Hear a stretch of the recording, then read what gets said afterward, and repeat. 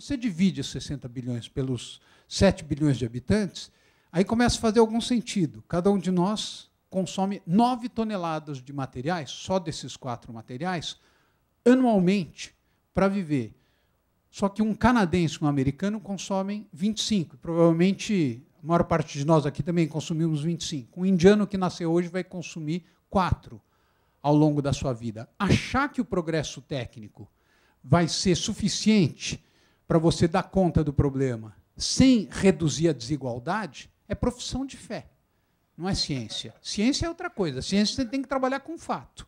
Tá certo? Então, é muito importante o processo de desmaterialização, e, em algum nível, é óbvio que ele acontece. Hoje, cada unidade do que nós fazemos, sei lá, cimento no Brasil, cada tonelada de cimento produzida hoje no Brasil emite 30% a menos de gases de efeito estufa do que 40 anos atrás.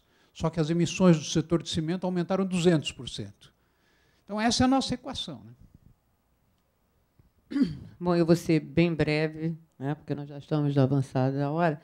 Eu vou complementar algumas coisas que o Luiz e o Ricardo falaram, mas eu vou discordar um pouquinho em relação à questão da empresa, na medida em que, embora, né, da década de 80 em diante, nós vimos um processo de certificação da sociedade por critérios da empresa, como produtividade e efetividade, e que afetou, no caso brasileiro, ele aparece sob o nome de neoliberalismo e afetou profundamente, porque as regras que nos certificavam não eram essas, né?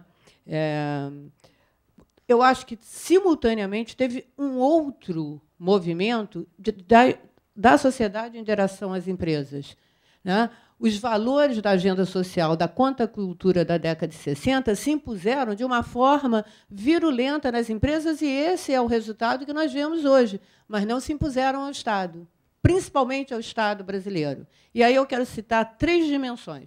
Primeiro, a questão das minorias. As empresas encamparam, bem ou mal, querendo ou não, engoliram e está lá. Deficiente, negro, mulher, etc. Podemos melhorar? Certamente, né? Segundo ponto, a questão da dignidade no trabalho, né?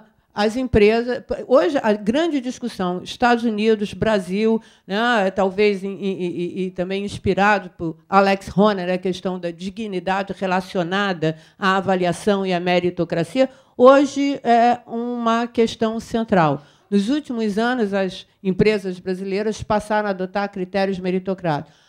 A quantidade de palestras que eu tenho dado, porque eu tenho um livro sobre igualdade e meritocracia, de como evitar essa perda de dignidades, as tensões em torno disso, são imensas. E, finalmente, a accountability, né? O Estado brasileiro é um que não tem a menor accountability em relação à sociedade nenhuma. E pior é que nós não cobramos. Nós aceitamos essa ausência de accountability. No entanto, não, ela existe em relação às empresas.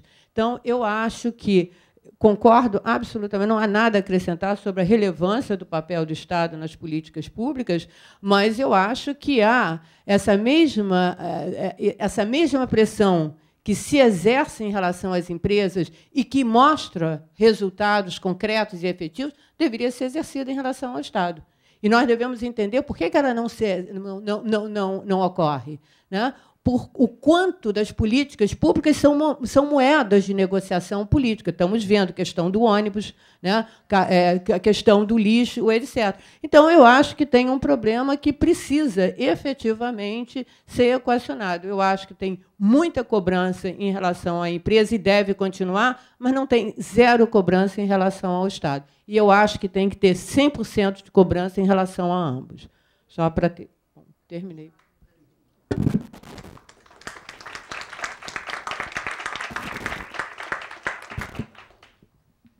Bom, super parabéns aos palestrantes. É, para mim, uma honra estar presente aqui coordenando essa mesa. Se não temos mais perguntas e também considerando o adiantado da hora, eu queria fazer só um comentário, retomar assim, um pouco o objetivo da mesa, que era pensar a vida sustentável, práticas cotidianas de consumo. A minha impressão é que a gente vai sair daqui com mais perguntas do que respostas, mas tem uma questão assim, que me parece importante a gente pensar, que eu anotei aqui em algum lugar, que é, por um lado, a gente tem uma proposta, digamos assim, voluntarista, né, de enfrentar o problema de forma voluntarista, a partir, claro, de educação, informação, etc. E a gente sabe, e de certa forma discutiu aqui, os limites das ações voluntaristas, e aí não só as ações voluntaristas do ponto de vista do consumidor, né, da esfera cotidiana, mas também os limites das ações voluntaristas da esfera dos organismos internacionais.